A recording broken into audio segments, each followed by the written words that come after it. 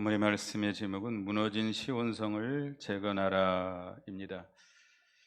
이 느헤미야가 나오는데, 느헤미야는 바벨론으로 사로잡혀간 유다 지파 하가라의 아들이라고 이렇게 소개하고 있습니다. 그는 이 바사왕이라면 페르시아를 가리킵니다. 바사왕 아닥사스다 제20년에 제3차 포로 귀환 때 그 유다 백성들을 이끌고 본국으로 예루살렘으로 돌아와서 무너진 예루살렘 성을 재건했던 그런 지도자입니다. 그가 이 예루살렘 성을 시온성이라고 합니다. 시오니즘이라는 말 들어봤죠? 그 하나님이 계시는 시온산, 그 예루살렘 시온성이 다 무너져 있었는데 그 소식을 듣게 됩니다. 우리 1장을 보겠습니다. 1장 3절 4절을 보면 느헤미야 1장 3절 4절에 읽어보겠습니다. 그들이 내게 이르되 사로잡힘을 면하고 남아있는 자들이 그 지방 거기에서 큰 환난을 당하고 능욕을 받으며 예루살렘 성은 허물어지고 성문들은 불탔다 하는지라. 내가 이 말을 듣고 앉아서 울고 수일 동안 슬퍼하며 하늘의 하나님 앞에 금식하며 기도하여. 자기 동생 하나니와 여러 형제들이 예루살렘에 갔다가 페르시아로 돌아오게 되는데, 그 예루살렘의 소식을 물어보니까 예루살렘 성벽이 다 무너져 있고 성문이 다 불타고, 그래서 거기 있는 사람들이 큰 환난을 당하고 능욕을 당한다는 그런 소식을 듣게 됩니다. 그래서 이 느헤미야가 그 소식을 듣고 앉아서 울고 수일 동안 슬퍼하며 금식하며 하나님 앞에 기도하게 됩니다. 지금이야 뭐 이렇게 치안이 이렇게 안정된 시대입니다만, 그 당시에는 이렇게 안정이 되지 않은 시대입니다. 그래서 이 성을 쌓아서 성벽 안에 사람들이 삶으로 인해서 안정한 삶을 살게 되는 것이죠. 성벽이 없다 그러면, 성문이 다 불타 없어졌다 그러면 무방비 상태입니다.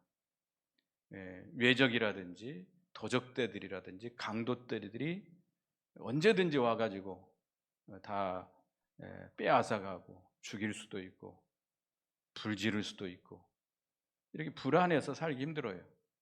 그래서 이 시대에는 그 성벽을 쌓게 되는데, 이 성벽이 있어야만이 거기서 보호를 받고 안정되게 살 수 있죠. 편안하게 살 수 있잖아요. 또 예루살렘 성전이 그곳에 지어져 있는데, 예루살렘 성전에 가서 우리가 하나님 앞에 기쁨으로 제사도 드리고 또 그 성전의 빛이 만방에 비쳐나갈 수 있게 되는 것입니다.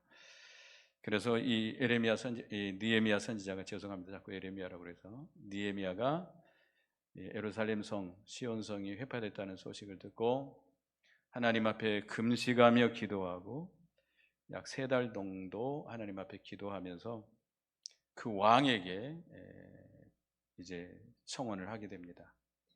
그 당시 이 느헤미야는 왕의 술 맡은 관원장이에요. 술 맡은 관원장이라고 하면 왕에게 아주 신임을 받는 그런 신하입니다. 음식을 또 술을 이렇게 왕에게 바치는 그런 신하라고 하면 아무나 세울 수가 없죠. 왜냐하면 그 정적들이, 신하들 가운데도 왕을 죽이고 자기가 왕이 되려고 하는 사람들이 있기 때문에 얼마든지 독을 탈 수 있거든요. 그래서 아주 왕이 신임하지 않은 사람이 아니면 세울 수가 없습니다. 그러니까 이 느헤미야는 그만큼 왕의 신임을 받는 그런 신하였기 때문에 하나님 앞에 기도하면서 왕에게 내가 예루살렘에 가서 성벽을 재건하는 일을 허락해 달라고 부탁을 해서 허락을 받아서 가서 예루살렘 성을 재건하게 됩니다. 오늘날 우리에게 이런 예루살렘 성벽과 같은 진리의 성벽이 다 허물어져 가고 허물어져 버린 그런 시대를 맞이하고 있습니다. 세상의 죄악이 관영하고 세상의 죄악뿐만 아니라 교회도 타락하고 교역자들도 범죄하고 장로들도 범죄하고 성도들도 범죄해서 하나님의 진노가 쏟아져 내려올 수밖에 없는 그런 시대를 맞이하고 있습니다. 에레미야 선지자가 됐을 때에 하나님께서 두 가지 이상을 보여줍니다. 하나는 살구나무 가지를 보여주시고 하나는 기울어진 끓는 가마를 보여주십니다. 이 살구나무라는 뜻은 하나님이 약속대로 성취한다는 그런 의미가 있어요. 그리고 끓는 가마는 이스라엘 백성들이 너무나도 타락했기 때문에 하나님의 진노가 쏟아져 내리고 있다. 북으로부터 이렇게 기울어지고 있다. 여러분, 쇳물이 끓는 가마를 우리 위에다 쏟아부으면 어떻게 되겠죠? 녹아서 다 없어져 버리는, 형체도 없어져 버립니다. 그만큼 하나님이 진노하셔서 하나님의 진노를 쏟을 수밖에 없는 이런 시대, 하나님께서 우리에게 찾으시는 사람들이 있습니다. 에스겔서 보겠습니다. 에스겔서 22장 30절 31절을 다 같이 앞에 나왔으니까 읽어보겠습니다. 시작.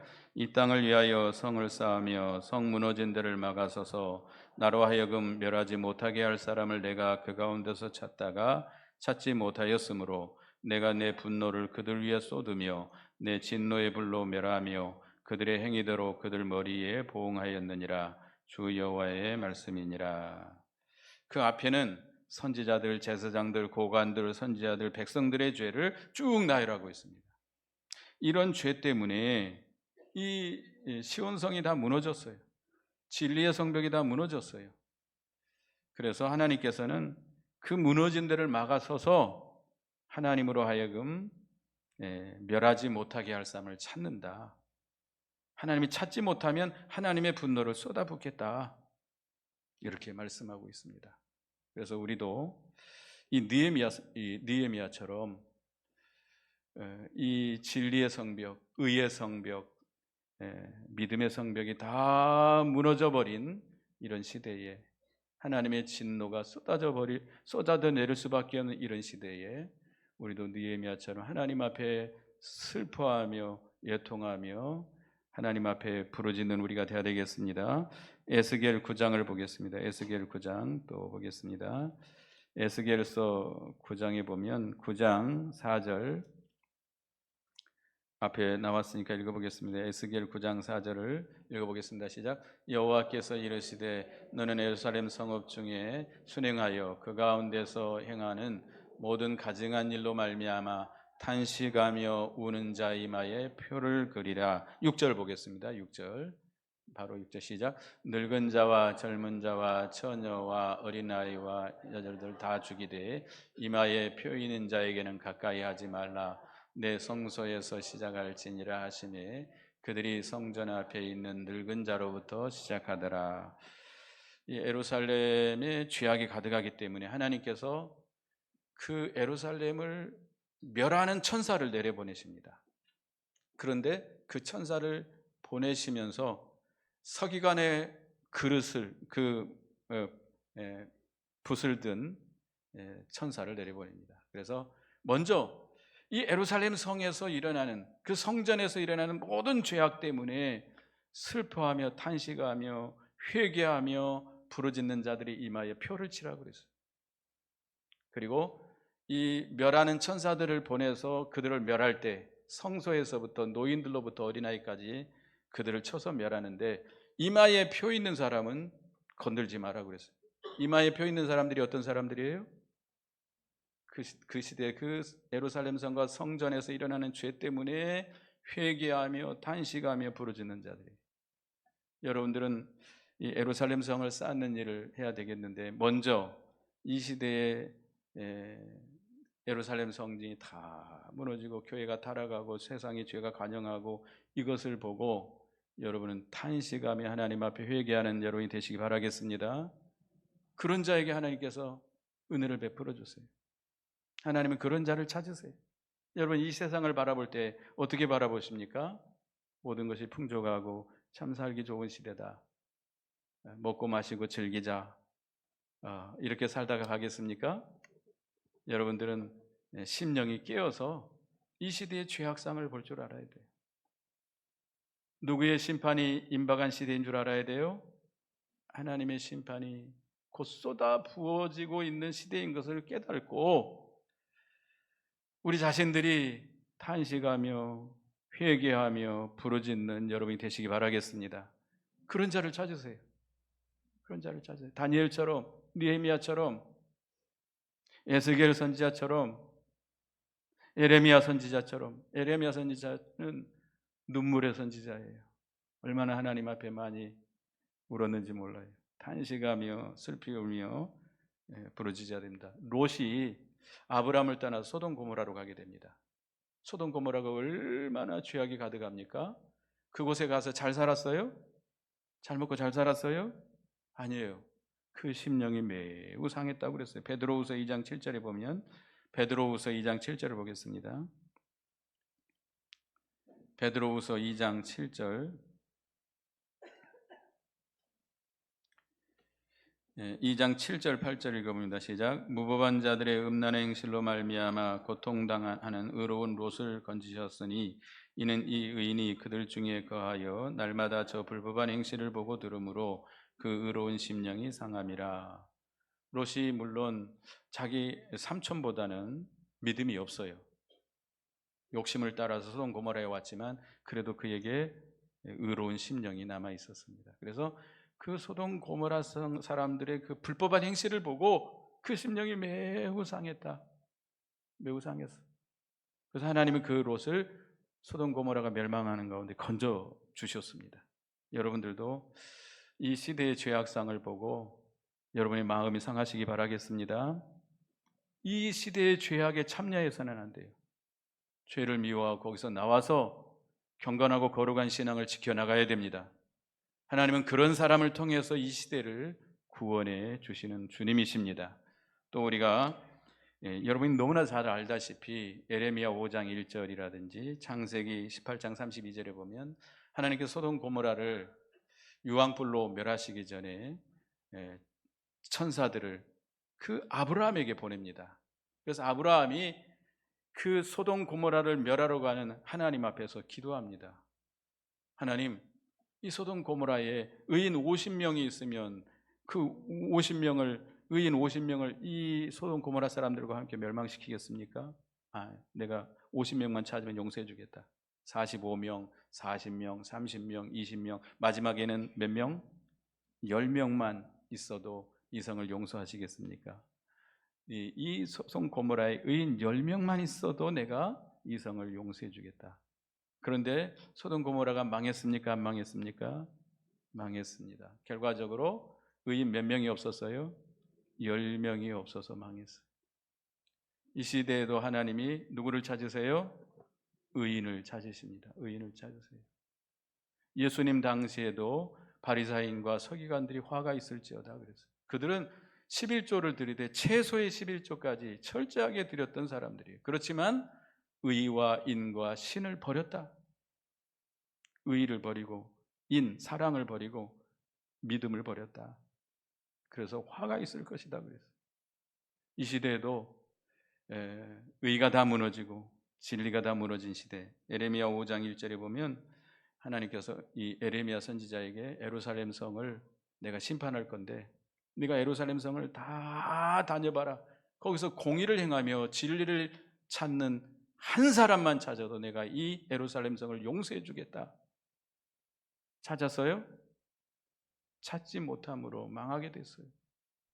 하나님이 이 시대에 공의를 행하며 진리를 찾는 자를 찾고 계십니다. 이게 예루살렘 성을 재건하는 사람이 하나님의 진노가 쏟아져 내리는 것을 막고 서 있는 사람입니다.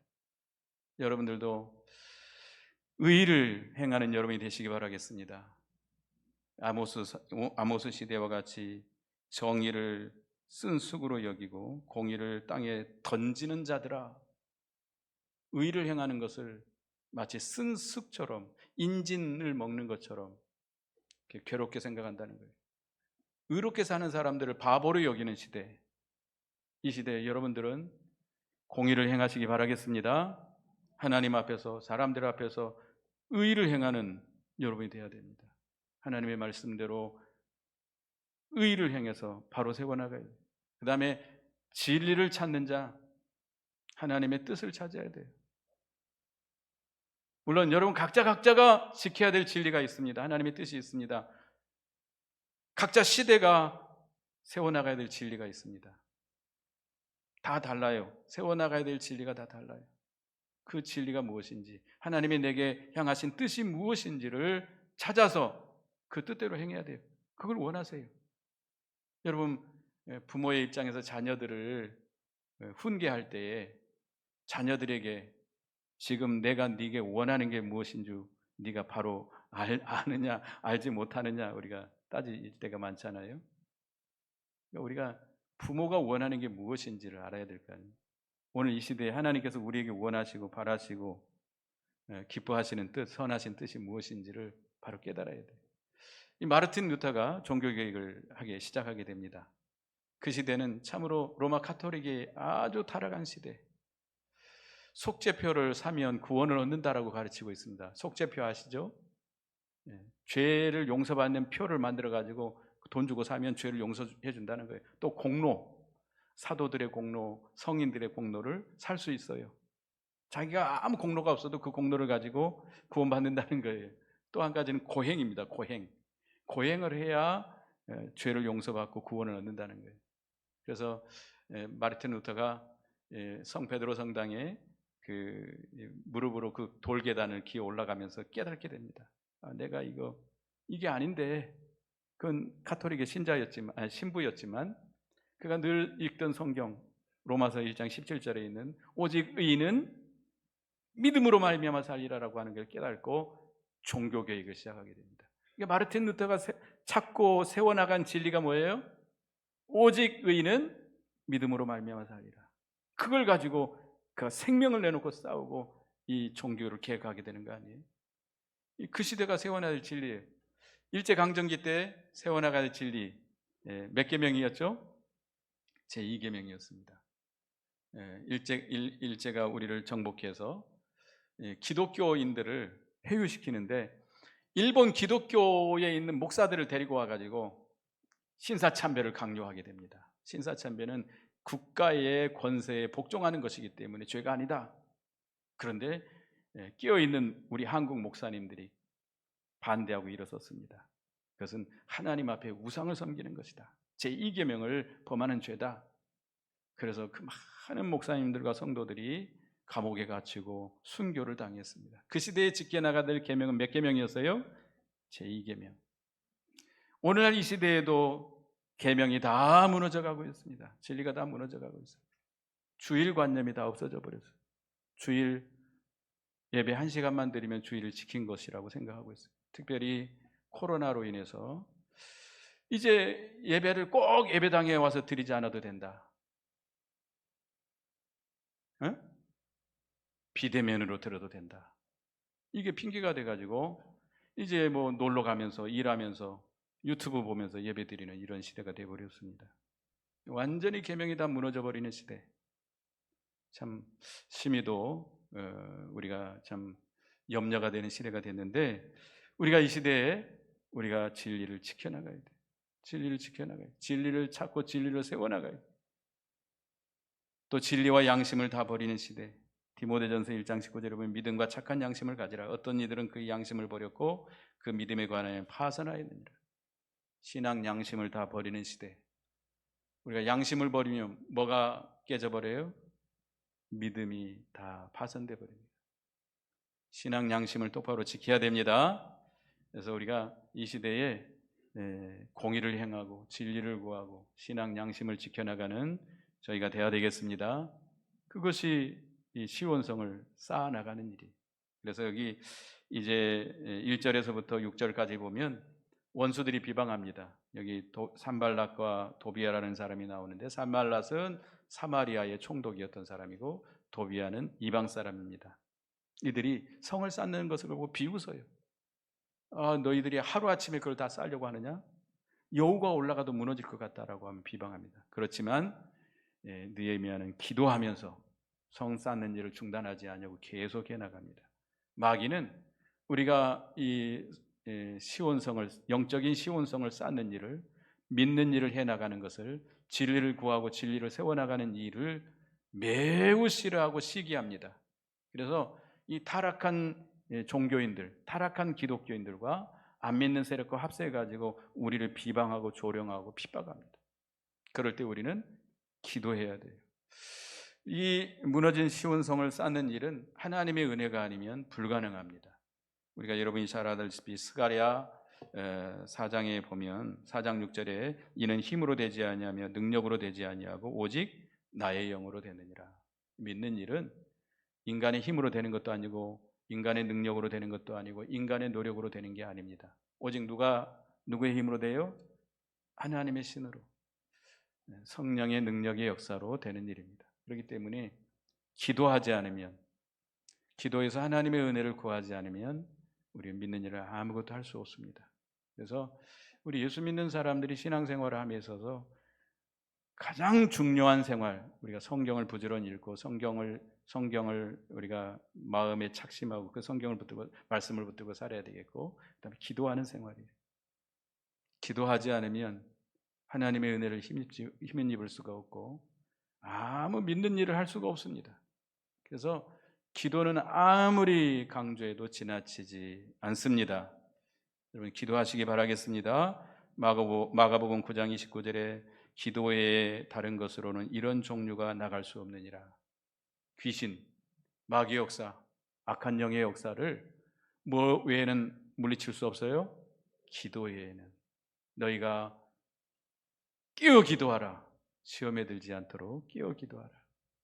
여러분 시험에 안 들려면 뭐 해야 돼요? 끼어 기도해야 돼요. 내가 시험에 들었으면 내가 기도 생활 안 했구나, 회개해야 되겠습니다. 우리가 끊임없이 기도해야 돼요. 매일 기도하고 새벽마다 기도하고 또 우리가 때마다 사건마다 기도하고 특별히 어려운 일이 있을 때 작정하고 기도하고. 기도해야 누구의 도움을 힘입을 수 있어요? 하나님의 도우심을 힘입을 수 있어요. 나는 못해요. 여러분은 할 수 있다 자신만만하십니까? 아무것도 할 수 없어요. 누구로만 모든 걸 할 수 있어요? 내게 능력 주시는 자 안에서 내가 모든 것을 할 수 있는 것이지 내가 할 수 있는 게 아무것도 없습니다. 하나님의 능력을 힘입으려면 뭐 해야 돼요? 기도해야 돼요. 그 다음에 7절에서부터 23절까지 시간이 없기 때문에 간단하게 하겠는데요, 여기 보면 내적으로 외적으로 마귀의 방해가 심합니다. 여기 9절에 보면 7절에 보면 산발락과 도비아와 아라비아 사람과 암몬 사람들과 아스도 사람들이 예루살렘이 중수되어 그 허물어진 틈이 메꾸어 간다함을 듣고 심히 분노하여 다 함께 깨어그래 예루살렘으로 가서 치고 그것을 요란하게 하자 하기로 우리가 우리 하나님께 기도하며 그들로 말미암아 파수꾼을 두어 주하로 방비하되, 주위의 모든 원수들이 다 합세해 가지고 그 예루살렘을 쳐서 성 쌓는 걸 중단시키자, 이렇게 나오고 있습니다. 근데 또 10절에 보겠습니다. 유다 사람들은 이르기를 흙무더기가 아직도 많거늘 짐을 나르는 자들이 힘이 다 빠졌으니 우리가 성을 건축하지 못하리라 하고, 성을 쌓는 유대인들도 이제 더 이상 못하겠다, 힘이 다 지냈다, 이제 처음에는 열심히 시작했는데 이제는 피곤해서 못하겠다, 힘이 빠져서 못하겠다, 이렇게 나옵니다. 또 여기 12절에 보면 그 원수들의 근처에 거주하는 유다 사람들도 그 각처에서 와서 10번이나 우리에게 말하기를 너희가 우리에게로 와야 하리라 하기로. 그 변방에 사는, 저 변두리에 사는 이 적군들 근처에 사는 그 유대인들이 그 적군들에게 위협을 당하고 또 미혹을 당해가지고 성 쌓는 걸 중단하고 와가지고 우리를 도우라는 거예요. 그러면 거기에 가게 되면 성 쌓는 일이 중단되게 됩니다. 이런 식으로 마귀가 역사를 하는 거예요. 외적으로 내적으로 안팎으로 환란이 심합니다. 그러나 느헤미야는 중단하지 아니하고 백성들을 격려하면서, 백성들을 무장을 시키면서, 싸우면서 성을 쌓게 합니다. 싸우면서. 우리는 마귀가 이렇게 외적으로 내적으로 계속해서 우리를 공격하고 믿음의 길을 가지 못하게 하고 성을 쌓는 일을 하지 못하게 합니다. 그럴 때 우리는 기도하면서, 우리는 절대로 낙심하고 우리가 그 힘이 빠지면 안 돼요. 이사야 40장 31절에 보면 오직 여호와를 앙망하는 자는 새 힘을 얻으니 독수리가 날개치며 올라간 것 같을 것이요 다른 박제라 해도 곤비치 않겠고 걸어가도 피곤치 아니하리라. 누구를 앙망하는 자에게 새 힘을 주세요? 여호와를 앙망하는 자에게. 우리가 여러분 너무나 힘들고 지쳐 있을 때 누구를 바라보시기 바라겠습니다? 여호와 하나님을 바라보시기 바랍니다. 여호와 하나님을 간절히 사모하고 앙망하면 하나님께 새 힘을 주세요. 소년도 자빠지고 청년도 젊은이도 쓰러질지라도 하나님을 앙망하는 자는 뭘 주세요? 새 힘을 줘서 독수리가 날개치며 올라간 같이 올라가요. 달려가도 곤비치 않냐고, 걸어가도 피곤치 않도록 하나님께 새 힘을 주십니다. 여러분들 낙심하지 말고, 힘이 없다고 쓰러지지 말고 하나님을 힘입어서 믿음의 다른 박질을 계속해 나가는 여러분이 되시기 바라겠습니다. 우리가 이 믿음 생활하다 보면 힘 빠질 때가 많아요. 아이고 더 이상 못하겠다, 그만둬야 되겠다, 내가 꼭 이런 소리를 듣고 내가 이런 대접을 받으려고 이 일을 하는가, 그만둬버려 쓰겄다, 이러지 마시기 바랍니다. 그건 누구의 시험이에요? 마귀의 시험이에요. 마귀가 속삭이는 거예요. 사탄아 물러가라 하고 누구를 앙망해야 돼요? 하나님만 바라보고 하나님만 앙망하고 나가면 하나님 또 새 힘을 주세요. 하나님이 힘을 주셔서 능력으로 함께 하시면 또 힘있게 다른 박질을 할 수 있습니다. 그래서 우리가 물론 부족하고 연약하지요. 연약하기 때문에 날마다 하나님 앞에 힘을 공급받아서 또 계속해서 해나가는 겁니다. 또 우리는 영적으로 무장을 해야 돼요. 에베소서 6장 1절에 마귀의 관계를 등에 대적하기 위하여 하나님의 전신갑주를 입으라. 영적으로 무장을 해야 돼요. 에베소 6장 13절에 17절에 보면 영적인 무장을 하는데 진리의 허리띠를 띠고 또 의의 호신경을 붙이고 평안의 복음으로 준비한 신을 신고, 평안의 복음의 신을 신으라 이거예요. 믿음의 방패를 가지고 또 구원의 투구를 쓰고 성령의 검, 뭘 가지라? 하나님의 말씀을 가지라. 그리고 깨어 기도하라. 깨어 기도해야 돼. 그러니까 영적인 무장을 하고 마귀는 끊임없이 우리를 틈탑니다. 우는 사자와 같이 우리의 약점을 틈타서 우리를 무너뜨리려고 해요. 우리는 항상 깨어서 영적으로 무장해요. 하나님의 전신갑주를 입고 싸우는 정신을 가지고 싸워나가야 됩니다. 하나님은 선한 싸움을 싸우라고 계속 말씀하고 있습니다. 우리는 그리스도의 군병들입니다. 믿음의 선한 싸움을 싸워나가야 됩니다. 전쟁하는 사람들이 힘들다 이제 그만해야겠다, 가만히 있으면 어떻게 되죠? 총 맞아 죽어요. 총 맞아 죽어요. 폭탄 맞아 죽어요. 끊임없이 싸워야 돼요. 끊임없이. 여러분 권투 선수 있잖아요. 권투 선수들에게 하는 말이 있잖아요. 최상의 방어는 뭐다? 공격이다. 공격. 끊임없이 손을 뻗어야 돼요. 안 맞으려면 끊임없이 손을 뻗어야 돼요. 다 지쳐갖고 힘이 없어도 뻗어야 돼요. 우리가 마귀와의 싸움에서 이기려면 끊임없이 싸우는 정신을 가지고 계속해서 믿음에 사는 싸움을 싸워나가야 되겠습니다. 그래서 모든 방해하는 세력을 다 이기고 우리가 믿음의 이 시온성을 잘 재건해서 하나님이 주시는 은혜와 복을 받는 우리가 되어야 되겠습니다. 이 시대에 믿음이 다 타락하고 세상의 죄악이 관영한 이 시대, 하나님의 진노의 불이 쏟아질 수밖에 없는 이 시대를 맞이하고 있습니다. 에레미야와 같이 이 시대의 죄악상을 보고 탄식하며 회개하며 부르짖는 여러분이 되시기 바라겠습니다. 그리고 우리가 공의를 행하고 진리를 찾아서 세워나가야 돼요. 신앙 양심을 똑바로 써서 믿음을 지켜나가야 돼요. 이 시대에 하나님은 많은 사람을 찾는 것이 아니라 누구를 찾으세요? 의인을 찾으세요. 믿음을 지키는 의인을 찾으세요. 여러분들이 그런 사람들이 되시기 바라겠습니다. 느헤미야와 같이 시온성을 재건하는 여러분이 되시기 바라겠습니다. 원수가 조롱하고 핍박해도 뭐 하면서 나가야 돼요? 기도하면서. 이 성을 쌓는 일은 믿음의 길이라고 하는 것은 하나님의 은혜가 아니면 할 수 없습니다. 하나님의 신으로 말미암아 하는 일입니다. 그렇기 때문에 뭐 해야 돼요? 기도해야 돼. 기도하지 않으면 할 수 없어요. 그 다음에 이 안팎으로 마귀 역사가 있습니다. 그래서 우리는 전신갑주를 입고 선한 싸움을 싸워나가면서 승리하는 여러분이 되시기 바라겠습니다. 기도하겠습니다. 하나님, 이 시대가 느헤미야 시대처럼 성벽이 다 무너져 있고 다 타락해서 의와 인과 신이 다 무너진 시대, 하나님께서 느헤미야 선지자 느헤미야처럼 이 시대의 죄악상을 보고 하나님의 진노가 쏟아져 내릴 것을 바라보고 탄식하며 부르짖는 심령을 찾고 계시는 주님, 저희도 이 시대의 죄악상을 바라보고 주님의 심판이 가까움을 우리가 깨닫고 탄식하며 회개하며 부르짖는 저희가 되게 해 주시옵소서.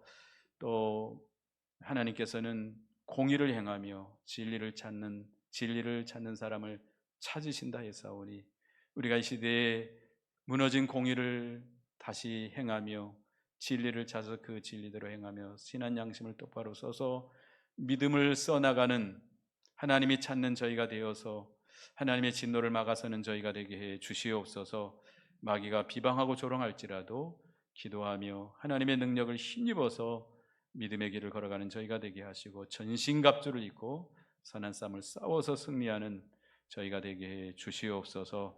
예수님의 이름으로 기도드리옵나이다. 아멘.